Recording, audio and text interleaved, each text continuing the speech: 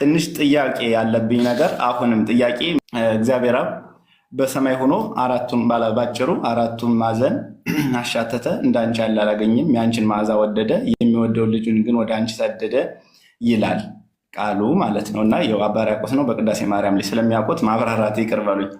እና እንደዚህ ይላል እንግዲህ ይህን ቃል ማርያም አሁን እውነት ነው በሆነ ዓለም ነው የምናወራው፣ ግን እዚህ አካባቢ መናፍቃን ምን ይላሉ? አይ ከእሷ በይወለድ እኮ ከአበበችም ከበቀለችም ሊወለድ ይችላል የሚባል ነገር አላቸው። ግን እዚህ ጋር እንደኛ ቤተክርስቲያን ግን ነይኔታን ሲያስተምሩን እንደ ማርያም ወደፊትም ወደኋላም የለም ብለው ነው የሚያስተምሩና የዚች ጋር ትንሽ ማብራሪያ ቢሰጡባት ብዬ ነው። እግዚአብሔር ይስጥልኝ።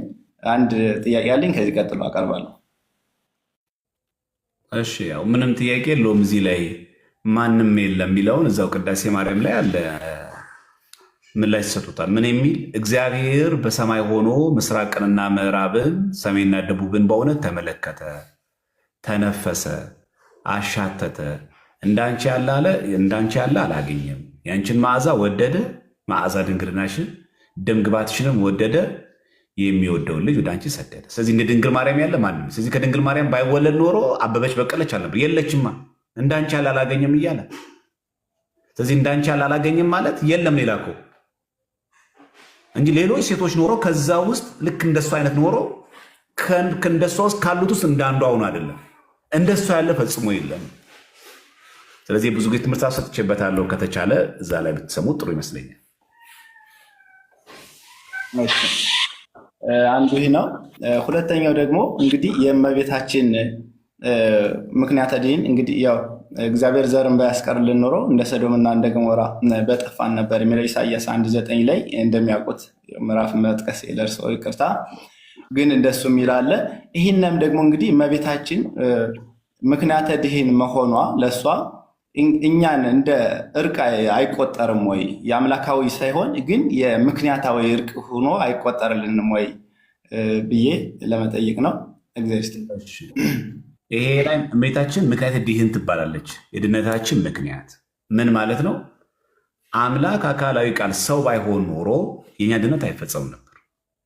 ምክንያቱም በሰው ዘንድ እንደ ሰው ተወልዶ እንደ ሰው ተጸንሶ ተወልዶ ተጠምቆ መከራ መስቀልን ተቀብሎ ለመሞት ደካማ የሆነ ስጋ መዋሃድ አለበት። ደካማ ስጋ ደግሞ የተዋሃደው ከማን ነው? ከሰው ወገን ነው። ያ ደካማ የሚራብ የሚጠማ ስጋ ለመዋሃድ ደግሞ ለአምላክ የተገባ ሰውነት ደግሞ ያስፈልጋል። ለአምላክ የተገባ ንጹህ ሰውነት ደግሞ የማነው? ድንግል ማርያም ብቻ። ለዛ ነው የተዘጋው ማለት በአጠቃላይ ለአምላክ የሚሆን የተገባ ንጽህና ቅድስናን አስተባብራ ያዘችው ማናት?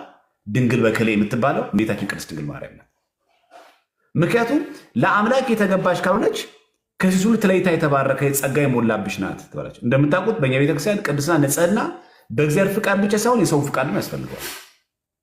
እግዚአብሔር ስለመረጠ ብቻ በቂ አይደለም፣ የሰዎችን ፍቃድ ደግሞ ያስፈልጋል። ለምሳሌ ከደቀ መዛሙርቱ መካከል ለምንድን ነው ጌታችን ዮሐንስን ወንጌላዊ የሚወደው? አዳልቶ ነው? እንዴት ጌታችን አሁን እኛ ልክ ሰውን ስንወድ ከገሌ የገሌ መርጠን እንደምንወደው እግዚአብሔር አምላክ አዳልቶ ከ12ቱም ሐዋርያት የመረጣቸው እሱ ነው። ለምን አዳልቶ ይወዳቸዋል? ዮሐንስ ወንጌላዊ ይበልጥ ይወደው ነበር። ለምን? ጴጥሮስን ጠልቶ ነው? ታዲዮስን ጠልቶ ነው? ናትናኤልን ጠልቶ ነው? ለምን ይበልጥ ይወደው ነበረ? ጴጥሮስን አይወደውም እንዴ? ምን ማለት ነው ንግግር? ጌታ ፍቅሩ መውደዱ ለሁሉም እኩል ነው። ግን ዮሐንስ ወንጌላዊ የበለጠ በሩን ክፍት አደረገ፣ ልቡን ክፍት አደረገለት። በዛ ክፍት ባረገለት ልክ ገባ። እንደዚህ አድርጎ ልቡን የከፈተ ሰው ሆነ እንደዚህ አድርጎ የሚከፍት ሰው እኩል አለ።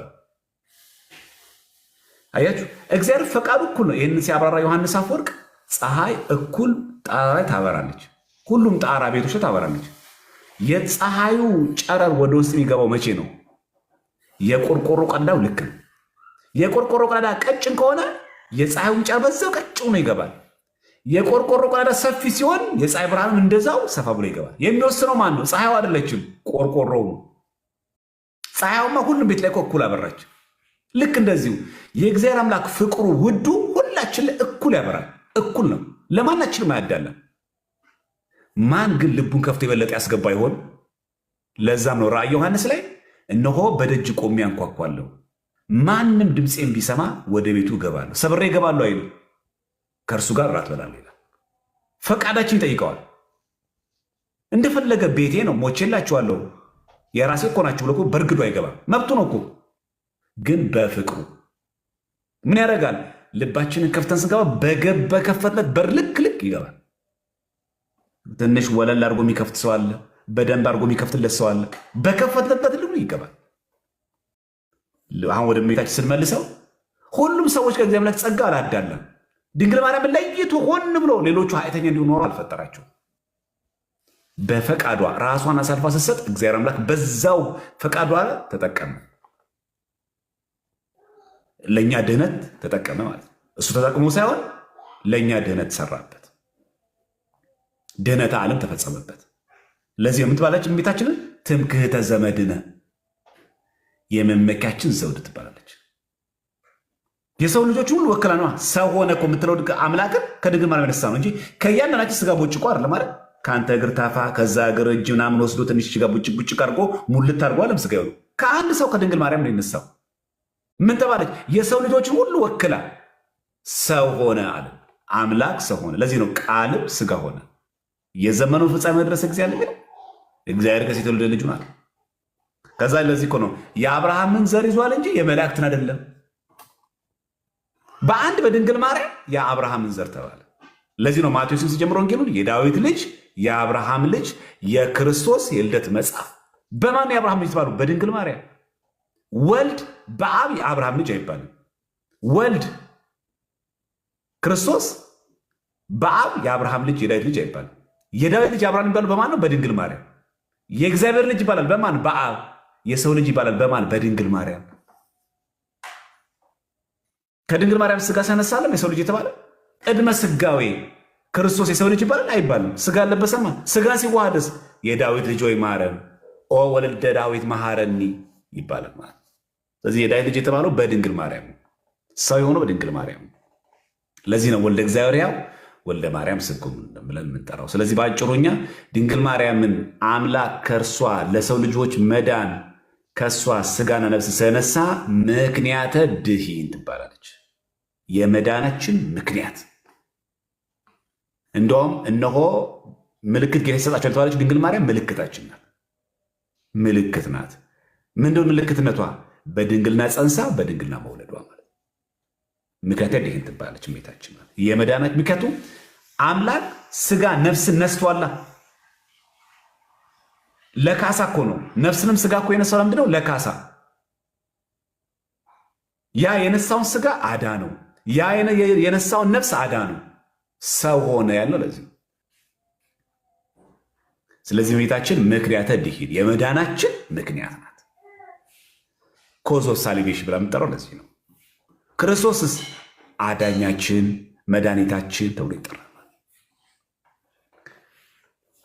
እናንተ ሰዎች መሸ መሸ መሸ መሸ መሸ መሸ አይበቃም?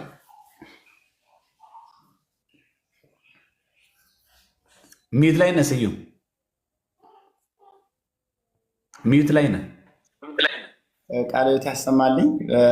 በእውነት ደስ የሚል አገላለጽ ነው። ብዙ ጊዜ እንደዚህ ነው። እንደዚህ አሁን ከዚህ በኋላ እኔ በዚህ ጉዳይ ሲጀመር ጥያቄም ለማንም ማብራራት አይጠብቅኝም። ምክንያቱም ሁላችሁም እያያችሁኝ ነው። አይ ሌላ ቤት ስዩም ሂደሃል ምናምን፣ አይ እኔ ከዚህ በኋላ አልሄድም። እንደምታውቁት የነበርንበት ቤት እናም ደግሞ አንዳንድ ካለማወቅ ነገሮችን ካለመልመድ ከሆነ ከዚህ በኋላ አልሄድም። ከተሰደባችሁ በእኔ ምክንያት ወይም ቤተክርስቲያን ከተሰደበች ይቅርታ አድርጉልኝ ለማለት ፈልጋለሁ። በመጨረሻ እንደታየ እንግዲህ መጽሐፍ ቅዱስ ላይ ብዙ ገድላትና ብዙ ታምራት ተጽፈዋል። እንግዲህ እባቦች አፍ አውጥተው ሲናገሩ፣ አህያ ደግሞ ጌታዋን ስትመክር፣ እንደዚሁም ደግሞ ጴጥሮስ ደግሞ በጥለው ደግሞ ድውያን ሲፈወሱ፣ ጳውሎስም እንደዚሁ በልብሱ ሙታን ሲያስነሳ፣ እነ ዮናስም ደግሞ በአሳ አንበሪ ውስጥ ሆነው ሲጸልዩ፣ ይህ ሁሉ ነገር መጽሐፍ ቅዱስ ላይ የተጻፈ ነው እና እንዲሁ ይህንን ገድላት ታምራትን የሚያቃልሉ ሰዎች ነገ ወደ መጽሐፍ ቅዱስ ማቃለል አይሄዱም ብሎ ማሰብ በጣም ትንሽ እንትን ስለሚሆን ይህንን ነገር ልክ እናንተ የቲክቶኩን ነገር ስለምታውቁት እንደዚሁ ቅድም ያለችው እህታችን ጥሩ ስለሆነ እንደዚሁ በባለፈው እንዳደረጋችሁት ስዕላትን ከመጽሐፍ ቅዱስ ጋር ገድላትስ ከመጽሐፍ ቅዱስ ጋር ምን ያክል ቁርኝነት ያላቸው ናቸው የሚለውን እኛም በምንችለው እንበረታለን። ከእናንተም ደግሞ ብዙ ነገር እንጠብቃለን። ቃልዎት ያሰማልኝ፣ እግዚአብሔር ያክብርልኝ እላለሁ። አመሰግናለሁ። እሺ ወንድማችን፣ እሺ እግዚአብሔር ያክብርልን። ያው በደንብ ትምህርት ያስፈልጋል። ያው ብዙ ጊዜ ከዚህ በፊትም እንደ ማጠቃለያ ተምረነዋል። ግን ያው የኛ ህዝብ ጥያቄ እንጂ መልስ አይዝም። አሁን እኮ የህዝብ እኮ ትልቁ ችግር ይሄ ነው። አሁን ይህን ትምህርት ዛሬ ተማርን አይደለ? ስላሴን ክዶ ጸደቀ የሚል ነገር አልተማርንም ማለት ዛሬ ለማየት ያብቃችሁ። ከሳምንት በኋላ ግራ ገባ የሚል ትውልድ ይመጣል።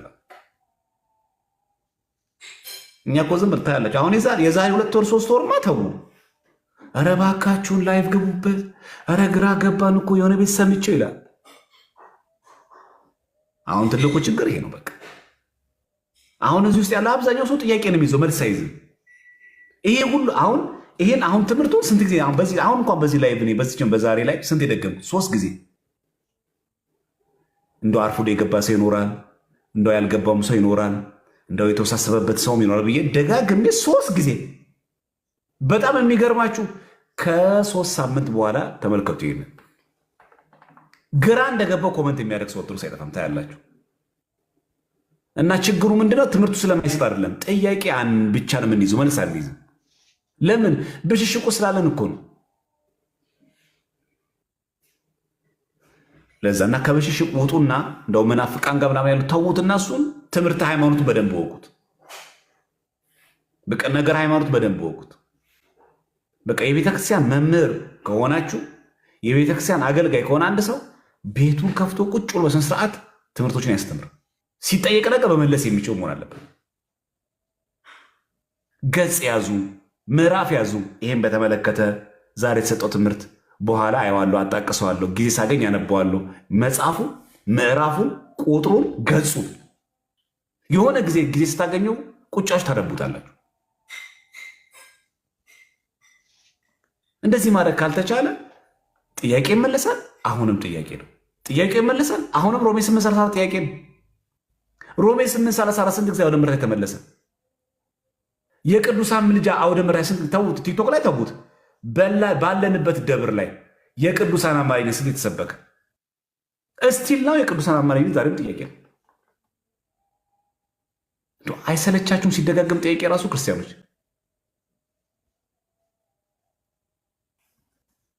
ለምንድን ነው ችግሩ መሰላችሁ? ጥቅስ መያዝ ያለበት ማስታወሻ መያዝ ያለበት ሰባኪ ኖራችሁ ስለምታስቡ ነው። መመለስ ያለበት ሰባኪው ይጨነቅበት ስለምትሉ ቤት መጣ፣ ስራ ቦታ ላይ መጣልሽ፣ ትምህርት ቤት መጣብህ፣ የት ትገባለህ? ምን ይዋጥህ? መግቢያ የለህም። በቃ ትልቁ ችግር ይሄ ነው። ለሰባኪያን ነው እነሱ ይጨነቁበት ብለን፣ እነሱ ግን እንደዛ ነው። አላያችሁም? ፕሮቴስታንቶቹ ሃይስኩል እየተማሩ ፕሪፓራቶሪ እየተማሩ ቦርሳቸው ውስጥ መጽሐፍ ቅዱስ 16ቱን ከተው ለምን? በእረፍት ሰዓት የሚቀየር ኦርቶዶክስ ካለ ብለው። አንተ እዛ ክላስ ውስጥ ሴት ጋር ትተረማመሳለህ። እነሱ ያንን ኦርቶዶክስ ጓደኛን ቁጭ አድርገው ለ3 ለ4 ከበው ያጠቁታል። ከ3 ሳምንት በኋላ ያ ጓደኛ ክር በጥሷል። ያንተ ጥፋት እኮ ነው። አንተ የከተማ ልጅ እንድትባል የቃሪያ ሱሪ እያደረግ የተተለተለ ሱሪ እያደረግ አንተ ልብስ ያስጨንቀ አጠገብ ስለተቀመጠ ወንድም ምን አገባህ? አንቺም እንደዛው ምን አገባሽ? እሷን እዛ ለ3 ለ4 ከባዋት እየቀየሯት አንቺ ምንም አይመለከትሽም። እኛ ቁንጅናችን አይጉደል እንጂ ምን አገባን እኛ። ትልቁ ችግር ይሄ ነው። አንተ ቁጭ ብለህ ሬጌ ሙዚቃ እየሰማ እንደዚህ ብለህ ጨፍር፣ እነሱ የፕሮቴስታንት መዝሙር እያሰሙ ኤርፎን ካርድ እያለው ከዛ ቀስ በቀስ እኔ ግን ኦርቶዶክስ ነኝ ግን በጣም ይገርማችኋል የፕሮቴስታንት መዝሙር ይመቸኛል ይላል። በ15 ቀኑ የለም ፌሎሺፕ ብለው ወስደው 40 ቀን ጥርቅም አብረው ታመዋለህ፣ አብራሽ ታሚያሽላለሽ። እገሊት እኮ ጴንጤ ሆነች አሉ፣ እገሌ እኮ ጴንጤ ሆነ አሉ። በእያንዳንዱ በጠፋው ነፍስ ላይ እጃችን አለበት። ወደድክም ጠላህም፣ በስራ ቦታ በለው፣ በትምህርት ቤት በለው፣ በጎረቤት በለው፣ በሰፈር በለው፣ ቤትም በእያንዳንዱ ነፍስ መጥፋት ላይ የእያንዳንዳችን እጅ አለበት። ቅዳሴ ጠዋት ዩኒቨርሲቲ ስትማር ዶርም ላይ የዶርም አልጋ እንደምታውቁት ነው። ከላይና ከታች ነበር ምንተኛው አይደል? አንቺ ብድግ ብለሽ ቅዳሴ ትሄጃለሽ። ከላይ ተነሽ አስቀድሽ አላለሻትም? አንዳንድ ሰው መቀስቀስ የሚፈልግ ሰው አለ። ሁሉም ሰው ጥንካሬ እኩል አይደለም። አንቺ ቅዳሴ ድረስ እስከምትመጪ ያቺ ፕሮቴስታንት አጠገብሽ ያለችዋ ያቺ ከላይ የተኛችን ጓደኛች ቀይራታለች።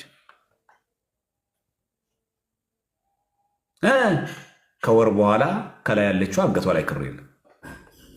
አንድ ቀን ሰንበት ቤት እንሂድ ብለሽ አታውቂም። አንድ ቀን ቤተክርስቲያን እናስቀድስ ብለሽ አታውቂም። አንድ ቀን ብለህ አታውቅም። ፓሪ ቢሆን ኖሮ፣ ናይት ክለብ ቢሆን ኖሮ፣ መጠጥ ቢሆን ኖሮ፣ ጭፈራ ቢሆን ኖሮ እናጋጭ ነበር። እንደሚደብራችሁ አውቃለሁ። ሀቁ ግን ይሄ ነው። እንደሚያስጠላ አውቃለሁ። አትወዱም እንደዚህ አይነት ነገር። ባትወዱም ሀቁ ይሄ ነው። ሮጠን ያንን ሰው ከማዳን መከላከል አይበልጥም? ኑፋቄ ውስጥ ከገባ በኋላ ከመመለስ ኑፋቄ ውስጥ እንዳይገባ መጠበቅ አይሻልም? ይቻላል ነበር። የትኛውን የሚበልጠው? በጤናም ሳይንስ እኮ ታሞ ከማከም መጀመሪያ ፕሪቬንት ማድረግ መጠበቅ፣ እንዳይታመም ማድረግ ነው። ታሞ መፈወስ ሐኪም ቤት ያስፈልጋል። ግን መጀመሪያ እንዳይታመም መከላከል። እያንዳንዳችሁ ተመልከቱ። እያወቅሽ ከማይሆናት ሰው ጋር ጓደኝነት እንደጀመረች እያወቅሽ አንተም እንደዛ እያወቅ ውሏ ጥሩ እንዳልሆነ እያወቅ በቀላሉ እኮ ሰው የተወሰደ ያለው። አሁን እኮ እንደውም አብዛኛው ተማሪ እንደምታውቁት ኮንትራት መኪና አለው። በኮንትራት ባጃጅ፣ ታክሲ ነው የሚሄዱት ልጆቹ ትምህርት ቤት። በጣም የሚገርማችሁ ፕሮቴስታንቶች እንደዛ ለሚያደርጉት ኤርፎን ሁሉም ይይዛሉ። የእኛ ኦርቶዶክሱ ሙዚቃ እየሰማ ጭፈራ እየሰማ ምናምን አይተዋል። አዲስ የለቀቀውን አልበም ይልሃል። አንተ ያለው ጭፈራ ላይ ነው። እነሱ ግን በዛችኛው አንዷን ኤርፎን ነቅል ያደርግና እስኪ ስማት ይላል። እሱም በዛችኛው ጆሮ እየሰማ በዚህ እየሰማ እየተጋተ ሄደ። አልተሰበከም እኮ በመዝሙር ብቻ። አልሰማችሁ? ኦርቶዶክስ እኔ እነሱ መዝሙር በጣም ነው የሚመች የሚል ሰው ገጠማችሁ? ዘፈን መስማት ኃጢአት ሲሆን የመናፍቃንን መስማት ደግሞ ክህደት ነው። ታውቃላችሁ ልዩነቱ? ዘፈን መስማት ኃጢአት ነው። የመናፍቃን መዝሙር ተብዬው መስማት ደግሞ ክህደት ነው። ከክህደትና ከኃጢአት ደግሞ ክህደት ይከፋል። አንዳንድ ሰው መዝሙር ዘፈን ከምሰማ ምን አለብል ብሎ እነሱን ብሰማ ይላል። አይደለም። የመናፍቃን መዝሙር መስማት ክህደት ሲሆን ዘፈን መስማት ኃጢአት ነው። ከኃጢአትና ከክህደት ደግሞ ክህደት ይከፋል።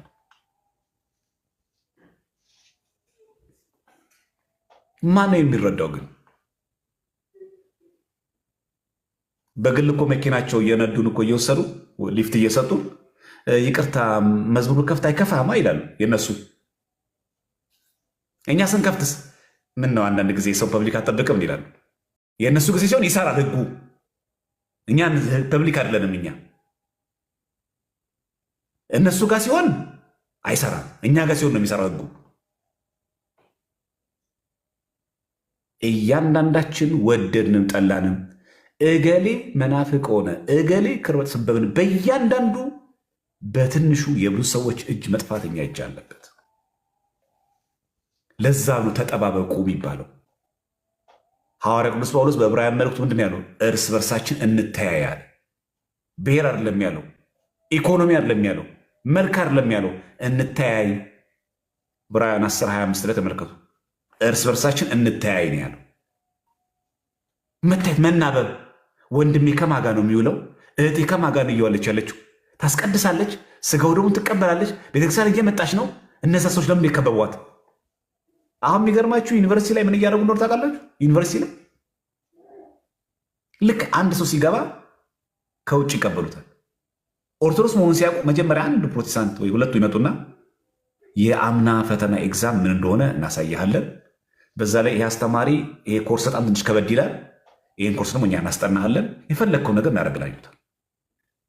ይሄ አዲስ የገባ ፍሬሽ ይህንን እንክብካቤ ሳያቸው ደስ ሲሉ ትህትናቸው የኛ ጀ በጉ በተኩላ ሲበላ ዩኒቨርሲቲ ላይ እኮ ሰው እንደዚህ ነው የጨረሱት። ነገራችን ላይ መጽሐፍ ቅዱስ ይዘው ሰብከው እኮ አይደለም። ከዛ ያዩታል ዝንባሌውን። ከዛ የአምና ሃንዳውትን ሞጁን ምናምን ይሰጡታል። አምና የወጣ ኤግዛም ምናምን ይሰጡታል። ከዛ የኦርቶዶክስ ቤተሰብ ሄደ። ከዛ ምን ያደርጋሉ? ሁለቱ ሄዶ ሌሎች ያወራሉ። እንዴት ነው ሲባል አይ ሰውየው ተስፋ አለው ልጁ ወደኛ አዘንብሯል ይባላል። ልክ ወደ እነሱ እያዘነበለ መሆኑን ሲያውቁ ሁለት የነበሩት ፕሮቴስታንቶች 5 ሆኖ ይመጣሉ። ስትራቴጂ 2 የማጥቃቱ መጀመሪያ ስስልብ ተስፋ ከሌለውስ እነዛ ሁለቱም ይርቃሉ። ያ እንሰጥሃለን ያሉትም ኤግዛም ያ እንደርካለት ያለው ሞጁሉም እየቀረ ይመጣል። እርዳታውም እየቀረ ይመጣል። ታርጌቱ ምን ይሆናል? ተስፋ የለውማ። የሚመለስ ወይ የምትመለስ ሴት ከሆነ በዛ ብሎ ጀማው እየበዛ ግሩፑ እየበዛ ነው ይመጣል። ከዛ ያ ልጅ ውሎ ከነሱ ጋር ከዛ እነሱ አይናቸውን ጨፍኖ ይጸልያሉ። በምን እሱ እንዴት ያማትል እሱ እንዴት ይጸልይ? ለምን እኛ ጋር አትመጣም? ከእኛ ጋር ቸርች ይሉታል። አራሰት ይዘው ትሄዳሉ። ጠዋት ቅዳሴ እንዴት ያስቀድስ? ከዛ በኋላ ትንሽ ጠንከር ካለባቸው ለምን በጌታ ቃል አንነጋገርም? እስቲ አንተ የምታምነው በወንጌል ሲንነጋገር ይሉታል። 4-5 ሆነው ከወር በኋላ ያ ልጅ የለም።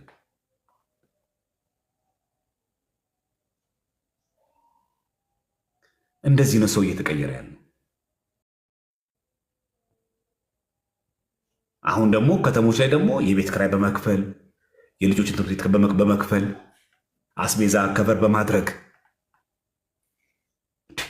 በእርዳታ ሰበብ እኮ ኦርቶዶክስ መሆን ፈልጎ እኮ እስቲል ነው ፕሮቴስታንት የሆነ ሰው እንዳላጣው።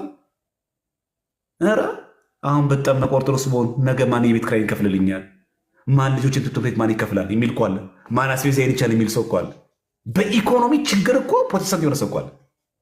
ጥገኛ የሆነ ሰው አለ። ያረጉታል ደግሞ እነሱ።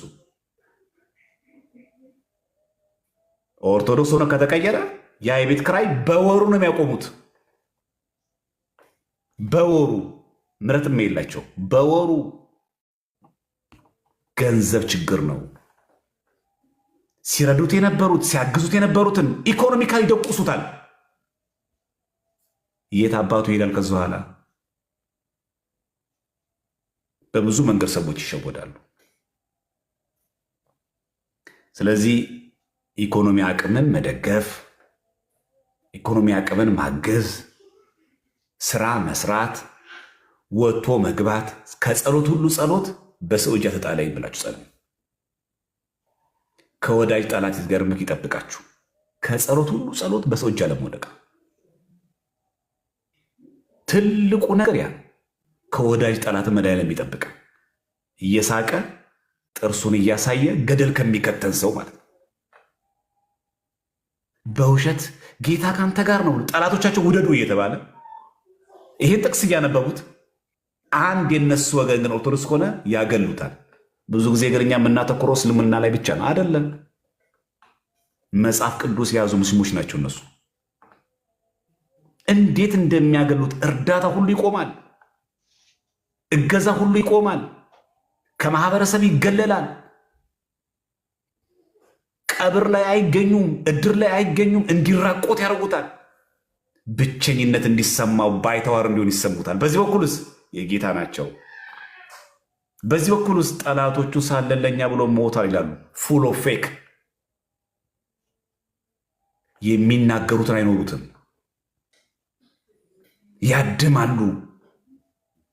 ዓላማው የሆነው ኦርቶዶክስን መጠላት ነው። ስለዚህ ይህን በሙሉ የምታዩት አሁን በገድላት በድርሳናት በየትኛው ቤተ መጽሐፍት ላይ ሁሉ ጥላቻ የምታዩት መልስ ፍለጋ ሳይሆን ኦርቶዶክስ ላይ ያለውን ጥላቻ እንድጠፋላቸው ስለሚፈልጉ ብቻ ነው። የሚፈለገው ቤተክርስቲያን እንድጠፋ ነው። ለገድላቱ ምላሽ አለ የሚፈልጉት፣ ለድርሳናቶቹ ምላሽ አለ የሚፈልጉት። እውነቱን አውቆ ለመመለስም አይደለም፣ ቤተክርስቲያንን ማጥፋት ነው። ይሄ ደግሞ የጥልቁ መንፈስ ነው፣ የአውሬ መንፈስ ነው። እግዚአብሔር ይጠብቀን። ስለዚህ ክርስቲያኖች አሁን ይህን ሁሉ እንደው ሰምታችሁን እንድትሉ አይደለም እነግራችሁ። በአጠገብሽ ያለውን ሰው በአጠገብህ ያለውን ሰው ተመልከት። ትምህርት ቤት ተማሪ ከሆንክ ትምህርት ጓደኞች ከማጋ ነው የሚውሉት? ጓደኞችሽ ከማጋ ነው የሚውሉት? እውነት ስለ እምነታቸው ያውቃሉ ወይ? ቤተክርስቲያን መጥቶ ይከታተላሉ ወይ? ይማራሉ ወይ? እሺ ሲሳይን አንዴ ላሰናብተው፣ ምንም ብዙም ስለማይገባው ሲሳይ ትንሽ ትልቅ ሰውም ስለሆነ ከሚቀየም ይቅርበት። ውሏቸው ከማጋ ነው? ምን እየሰሩ ነው የሚኖሩት ብላችሁ መጠየቅ አለባችሁ። ዶርም ላይ የምትማሩ ከሆነ ዩኒቨርሲቲ ላይ ከማጋ ነው የምንማረው? ከላይ ከኔ ጋር ጓደኛ የምንድብል እኔ ለኦርቶዶክስ ወንድሜ የሚጠበቅብኝ ነገር እየተወጣው ነው። ጉባኤ ሲሄድ ቤተክርስቲያን ሲሄድ አብረን እየሄድን ነው። እኔ የማውቀውን ነገር አካፍለዋለሁ። ቤተክርስቲያን እንዲመጣ አደርገዋለሁ። ያልገባውን ጥያቄ ከመምህራን እንዲያውቅ አደርጋለሁ። ይህንን ማድረግ ተገቢ። አለበለዚያ ዝም ብሎ ብቻ ገሌ መናፍቅ አይጠቅምም። ሰላም ዲያቆን ዘማርያም እንደምን አለ? እግዚአብሔር ይመስገን። እግዚአብሔር ይስጥልኝ፣ ቃሉን ያሰማልኝ። እኔ አንድ ሁለት ጥያቄ አለኝ። አንደኛው ምንድነው አህት ቤተክርስቲያን ላይ ይሄ ማለት የተአምረ ማርያም አለና አንድ ወንድም ባለፈው ሲያወራ ሰምቼ እንደዚህ መቤታችን አሁን ቅድም ያልከው ተአምር ላይ ጡቷን አውጥታ የመቆረጥ ምናምን የለም ምናምን ብለዋል እና እነሱ ጋርም እንደዚህ አይነት ነገር አለ ላይክ ማለት ተአምረ ማርያምን አህት ቤተክርስቲያኖች ሁሉም ይቀበሉታል እና አንደኛ እሱ ነው ላይክ አለ ወይ የለም። ሁለተኛ ነገር ደግሞ እንግዲህ አንተ ስለምታውቀው ድንገት እዛ ላይ ከሌለ እንዴት የኛ ተአምረ ማርያም ላይ ጡቷን አውጥታ አውጥታ እንትን አለች የሚለውን እሱ ላይ ማብራሪያ እንድትሰጠኝ ነው። ሁለተኛው ነገር ደግሞ አሁን አንዳንድ እህቶችም ላይክ አንዳንድ ሰዎችም አሉና አዋልድ መጽሐፍትን አንቀበልም ግን ኦርቶዶክስ ነን የሚሉና እንደ አንድ ኦርቶዶክስ ደግሞ አዋልድ መጽሐፍትንም ምንም ነገር ማለት ይሄንን እንቀበላለን ያንን አንቀበልም አንልም እና እሱስ እንዴት ታያለህ የሚለው ነው። እግዚአብሔር ይስጥልኝ። እሺ እዚህኛው ተአምረ ማርያም ክፍል ላይ ስንመለከት ድምፅ ያስተጋባ መሰለኝ። እሺ እዚህ ተአምረ ማርያም ክፍል ላይ ጡቷን ቆረጠችም እኮ አይልም። እዚህ ጋር ጡቶችን እቆርጣለሁ ነው ያለችው። በዛው በግብፅም ያለው ተአምረ ማርያም እንደዛ ነው የሚለው። እቆርጣለሁ ጉንጮችን እሰነጥቃቸዋለሁ አለች እንጂ ጡቶቿን ቆረጠች አይልም። ጉንጮቿን ሰነጠቀች አይልም። እንዲህ አረጋለሁ ስትል ስታለቅስ በመሃል እጁ ይዞ ልክ እንደዚህ መሃል እጁ ቤታችን እንባዋን አበሰላት። እናቴ ወይ አታልቅሽ ያላት። ምክንያቱም ይህ ተአምረ ማርያም የተተረጎመው ከግብፅ ነው። ነገራችን ከአረብኛ ወደ ግዕዝ ከግዕዝ ነው ወደ አማርኛ የተተረጎመው። እዚህ ታሪኩ ያለው ራሱ ቆርጣለች አይልም። የግብፁም ይሄም ቆርጣለች አለ። ካልማርክልኝ ጡቶችን እቆርጣለሁ አለች የሚለው ግን በአረብኛውም ላይም አለ፣ በግዕዙም አለ፣ በአማርኛው ላይም አለ እንጂ በዛኛው ላይ የለም አይደል። ያንን ድርጊት ግን ፈጽሟለች አልፈጸመችም? ገና ሳትፈጽሞ ጌታችን እንባዋን መጥቶ አበሰላት ነው የሚለው። ስለዚህ ጥርሰት የለውም። ምክንያቱም የእርስ ሲጀምር ተአምረ ማርያም የተረጎመው ራሱ ከአረብኛ ወደ ግዕዝ ከግዕዝ ወደ አማርኛ ስለሆነ ማለት እንደው ጊዜ ካለን አንድ ቀን ደግሞ የግዕዙን እና የአረብኛውን ተአምረ ማርያም በንጽጽር እናየዋለን ካስፈለገን ማለት ነው። የአረብኛውና የግዕዙን ማለት ነው። እሺ ዲያቆን ማለት ይቅርታ ቆረጠችው ሳይሆን ይቅርታ እኔ ትንሽ ስለደነገጥኩ እቆርጠዋለሁ ያለችው እሱን የሰማሁት እንደዛ የሚል ግዕዙ ላይ እንትኑ ላይ የካፕቲክ ላይ የለም ሲል ነው የሰማሁት እና ቆረጠች ሳይሆን እንደዚህ የሚል ሰው ከሆነ እንደዛ አለማለቷን የሚያሳይ አለሽ ፒዲኤፉ ፒዲኤፉ የለኝም አሚን ሲል ሰምቼው ነው እኔ አጋጣሚ ከዚህ የግዕዙ ሲልነው አይ ስህተት ነው እሱ ስህተት። አሁን እንደዚህ አይነት ሰው ሲጠይቃችሁ ማለት ያለባቸው አንደኛ አረብኛ ይሄ ተአምረ ማርያም የተረጎመው ከአረብኛ ወደ ግዕዝ የተረጎመው ይሄ ሲደረግ ክፈትና አሳይ ማለት አለባችሁ። ስላለ ብቻ አንድ ሰው ትክክል አይሆንማ። ክፈትና አሳየን የቱ ጋር እንደዚህ የሚለው ብሎ መጠየቅ ያስፈልጋል። አንድ ቀን አሳያችኋለሁ እዛኛው ፒሲ ላይ መሰለኝ ያለውና ተአምረ ማርያም ፒዲኤፍ ከፍተን አንድ ቀን የዚህኛውን የግዕዙንም የአረብኛውን እንመለከተዋለን። እሺ ሁለተኛው ደግሞ ኒውተርና ድምፅ በጣም ያስተጋባል። ሁለተኛው ነገር ደግሞ እንደዚህ አይነት ሰዎች ለውሸት ሲዳረጉ ሁል ጊዜ ማየት የሚገባው ትርጓሜ አንድምታዎችን ማየት ነው። አንደኛ እንዳልነው ተአምረ ማርያም ቅድም ያነበብነው በጥብርያዶስ አካባቢ የነበረ ሰው ኢትዮጵያዊም አይደለም ሰውየው ራሱ አንድ። ሁለተኛ ተአምሩ ሲደረግ በኮፕቲክ ቅጂ ማየት ነው። ያ ብቻ አይደለም፣ የአረብኛ ቅጆች ከጊዜ ወደ ጊዜ እየተበረዙ ስለሆነ ትንሽ ያምኔሰውን ይቅርታ፣ እየተበረዙ ስለሆኑ ኦሪጂናሉን የአረብኛ ቅጂ ማግኘትን ኦሪጂናል መጽሐፉን ተአምረ ማርያም ማግኘትን ይጠይቃል። አንዴ። ሁለተኛ የቅዳሴ ማርያም ጸሐፊ ማን ነው? አባ ሕርያቆስ። የምን ዘሀገረ ብህንሳ። ብህንሳ የት ነው? ግብፅ፣ ኮፕቲክ። ስለዚህ ሁሌ ሲጠይቁ ግብፅ ላይ እንደዚህ የለም ሲላችሁ አሳየኝ። ይህንን የተአምረ ማርያም ክፍል በአረብኛው ላይ ጡቶቼን እቆርጣለሁ ማለቷን፣ ጉንጮችን እጥቃለሁ አለማለቷን፣ አለመጻፉን አሳየኝ ሲል ብቻ መስማት ሳይሆን ማየት ጠይቃል። ሌላኛው ያነሳሽው ገድላት ድርሳናትን አንድ ሰው አለመቀበል መብቱ አይደለም። ደጋግመን አንስተናል፣ መብት አይደለም። አንድ ሰው መጽሐፍ ቅዱስ መቀበል ነው ግዴታው ነው። ተአምረ ማርያም መቀበል ግዴታው ነው። ቤተክርስቲያን የምትቀበለውን ቅዱሱ ላይ መቀበል ግዴታ አለበት። ቤተክርስቲያን የምትቀበለው ቅዱስን ደግሞ ገድል ጽፋ ጽላት ቀርጻ ቤተክርስቲያን በስሙ አንጻ ይህን ጭምር አብሮ ይቀበላል። ምንም የምናመቻምቸው የለም። ዛሬ ጻድቁ አባታችን አቡነ አረጋዊ ናቸው። አቡነ አረጋዊ አልቀበልም ማለት አይችልም። ኦርቶዶክሳዊ ከሆነ ገድል ድርሳን የማይቀበል ኦርቶዶክሳዊ የለም። እንዲህ ብሎ ማስተማር ኑፋቄ ነው። ሲዘት ባይሆን እንዲያው ከተአምራት ውስጥ ደግሞ ይሄ ተአምር የቅዱስ አደረገና ከበደኝ ከተባለ መጸለይ ነው እንዲገልጽልን። አልቀበልም ሳይሆን የምትለው እግዚአብሔር ይግለጥልኝ፣ አንተ እውነታውን አስረዳኝ፣ ከአይምሮ በላይ ሆነብኝ ማለት ነው። ትልቁ ተአምር ደግሞ በነገራችን ላይ የአምላክ ሰው መሆን ትልቁ ተአምር። ከዚህ በልጥ ተአምር የለም። በዲቤት ላይ እናነሳዋለን። አሁን እዚህ ላይ ማሳሰብ የለብኝ ነው እንጂ ትልቁ ተአምር የአምላክ ሰው መሆን ይላሉ ፕሮቴስታንቶች ጭምር። ሚራክላቸው ላይ ሲናገሩ ትልቁ ተአምር የአምላክ ሰው መሆን፣ ከዚያ የበለጠ ተአምር የለም። ስለዚህ ምንድነው አሁን የመጣች ሙድ አለች።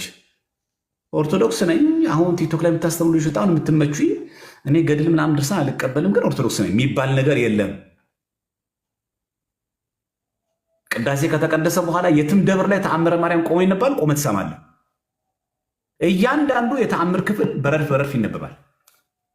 እኔ ተአምረ ማርያም ስለማልቀበል ቁጭ ብዬ ነው የምሰማው ማለት አትችልም። ማነህ አንተ? እንደዛ ሊደረግ አይችልም ነው እንጂ አንተ እኔ አልቀበለውም ተአምረ ማርያም፣ እኔ ቁጭ ብሎ ቅዳሴውን የፈለግኩት ቅዳሴውን ነው የምሰማው፣ ስጋው ደሙን ተቀብያለሁ፣ ከዚህ በኋላ ተአምረ ማርያም ቆመኝ ነበር እኔ ተዘባንኝ ነው የምቀመጠው አለ ማለት አትችልም። የቤተክርስቲያን ዶግማ ስርዓት መጠበቅ ትችላለህ፣ ግዴታ ነው። አትችልም። ስለዚህ ማንም ሰው ገድላት ድርሳናትን አልቀበልም ማለት አይችልም። ኦርቶዶክሳዊ ከሆነ ሙሉ ነው የምንቀበለው። እኛ ከፍለን የምንቀበለው ነገር የለም። ቤተክርስቲያን ቅዱስ ያለችውን ቅዱስ፣ ጻድቅ ያለችውን ጻድቅ፣ ሰማዕት ያለችውን ሰማዕት፣ ጽላት ቀርጻለች፣ ቤተክርስቲያን አንጻለች፣ ገድል ጽፋለች፣ እንቀበለዋለን። ያን ሳናንገራግር ወለም ዘለም ረመጥ ዘመጥ የለውም፣ ዋጥ ነው እንጂ የሚመቸኝን ወስዳለሁ ማይመቸኝን ተዋሉ የሚል ትምህርተኛ የለም። ቋቅ ካለ መውጣት ነው። ከዛ ውጪ ቤተክርስቲያን ውስጥ እዚህ ቁጭ ብሎ እየተሰማ እየተደመጠ እኔ የምቀበለው አለኝ እኔ ማለት ማንም ማለት አይችልም። ማንም ማለት ሊቀ ጳጳስ ማለት አይችልም። እንደዚህ ከተአምረ ማርያም ክፍል ማልቀበለው አለ ብሎ መናገር አይችልም። ሊቀ ጳጳስ መብት የለውም። ሊቀ ጳጳስ የቤተክርስቲያን ስርዓት አስፈጻሚ እንኳን እኛ እዚህ ቲክቶክ ያለን ሰዎች እንኳን እኛ የሰንበት ተማሪዎች እንኳን መምህራን የሚባሉ እንኳን ዲያቆን የሚባል እንኳን መነኩሴ እንኳን ቄስ ሊቀ ጳጳስ አይችልም። የቤተክርስቲያን ስርዓት የማስፈጸም ጥያቄ መብት ግዴታው ያለበት የሚታረም ነገር ሰው ምን እንደሚደረገው በሊቃውንት ጉባኤ ይታይና በቅዱስ ሲኖዶስ ጸድቆ ይታረማል። እስከዛውስ ሁሉም የመቀበል ግዴታ አለበት ከቅዱስ ፓትርያርኩ ተነስቶ እንጂ ገድለ ጊዮርጊስ አልቀበልም፣ ገድለ ተክለ ሃይማኖት አልቀበልም፣ ገድለ ምናምን አልቀበልም ማለት አንችልም። ባይሆን ያንን ገድል ቤተክርስቲያን የምትቀበለው መሆን ማረጋገጥ ነው። ከተቀበለችው መቀበል ነው። ለምሳሌ አውደ ነገሥት የጥንቆላ መጽሐፍ ነው። በቃ አለቃ እንቀበለው። የጥንቆላ መጽሐፍ ነው። ይሄ መጽሐፍ ስርዋጽ አለበት፣ ያ ስርዋጽ ያለበት ይቃናል። አለቀ። ከዛ ውጪ የማስተካከል ስልጣን ያለው ቅዱስ ሲኖዶስ ብቻ ነው።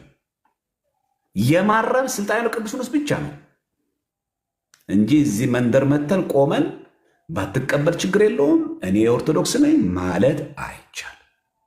መጽሐፍ ቅዱሱ መጽሐፍ ቅዱስ፣ አዋልድ መጽሐፍትን አዋልድ መጽሐፍ፣ ቀኖናውን ቀኖና፣ ዶግማውን ቀኖን ዶግማ፣ ስርዓቱን ስርዓት ብሎ የመቀበል ግዴታ አለብን እንጂ እኔ የሚመቸኝ ይሄ ነው ማይመቸኝ ይሄ ነው ከፍሎ መቀበል ከፍሎ መተው አይቻልም። ይኸው ነው እህታችን። እሺ እግዚአብሔር ይስጥልኝ ዲያቆን በእድሜ በጸጋ ይጠብቅልን፣ የአገልግሎት ዘመንህን ያርዝምልን።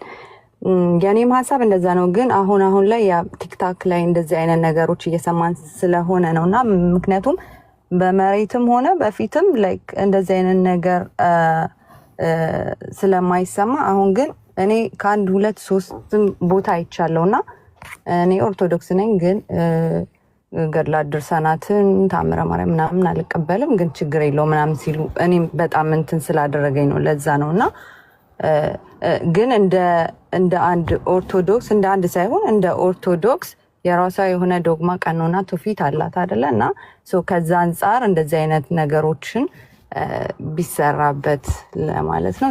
እግዚአብሔር ይስጥልኝ። መልካም ቀን። እሺ ዮሐንስ ዲያቆን እንዴት አመሻችሁ? ሁላችሁንም ሰላም ብያለሁ። ቃለ ሕይወት ያሰማልን። ድምጼ ይሰማል? አዎ ይሰማል። እሺ እታችን እሺ ይሄ አሁን ቅድም ያስተማርከው ሙሉን ተከታትያለሁ። ሁለቱ ተአምራት የምር እኔ ከልጅነቴ ጀምሮ በገጠር ቤተክርስቲያን ያደግኩት ቅዳሴ ካለቀ በኋላ ሲነበብ ያደግኩት ነው። ብዙም አብዛኛዎቻችን በተለይ ገጠር ላይ በብዛት ይነገራል። ቃለ ሕይወት ያሰማልን። ግን ጸሎቱ ላይ ግን ወደ አብም ወደ ወልድም ወደ መንፈስ ቅዱስም መጸለይ እንችላለን አይደለ? አዎ። እና አንድ አሁን እኛ ወደ ስላሴ ስንጸልይ ወደ ስላሴ ስንጸልይ እኛ ለአብም ለወልድም ስላሴ ማለት ለስላሴ ዓመታዊ ክብረ በዓል አላቸው አለ። በሰባት ወረ ገባ እናስባለን። ስላሴ አለ አይደለ? በሰባት ስላሴ እናስባለን። ያ ብቻ አይደለም። በቀን ስንት የጸሎት ሰዓታት አሉ? 7 ወደ ማን ነው የምንጸልየው? ወደ ስላሴ። ለምን ስለምን ድንግል ማርያም ምን ታደርጋለች? ያንቺ በኃጢአት በበደል በርኩሰት የኔም ልክ እነዛ በኃጢአት በበደል በርኩሰት የተከበበው በዛ ሁሉ የተሞላው የኛ ኃጢአት ወደ ሰማይ እንዳያርግ ኃጢአታችን በደላችን ሲከለው ድንግል ማርያም ይቅር በል ብላ ታሳርገዋለች። ግልጽ ማሳቡ? አዎ ግልጽ ነው እንጂ የተአምረ ማርያምን የምር በብዛት በገጠር ቤተክርስቲያን ያደግነው እየተነበበልን ነው ያደግነው በሰንበት ትምህርትም ቢሆን። ግን ዲያቆን ካላስቸገርንክ እኔ አረብ ሀገር ነው የምኖረው እና አብዛኛዎቻችን ያው መጽሐፉንም የማግኘት ምናምን ስለሌለ ብትችል እና ባይጣበብብክ ህይወት ያው ከባድ ነው። በሳምንት አንድ ቀን እንኳን ቢሆን እንደዚህ የተአምራትን ትምህርት ተከታታይ ብትሰጠን እኔ እንደ አንድ እህት ልላምንክ። ያላቅም የሁሉም ሀሳብ ሊሆን ይችላል አይሆን ይችላል። እንደዚህ ከምንወዛገብ ስላለን በብዛት በውጭው ዓለም ያለን ስለሆነ ፈቃደ እግዚአብሔር ምስቲ ለሁሉም። አሜን። ቃለ ሕይወት ያሰማልን። እግዚአብሔር ይስጥልን።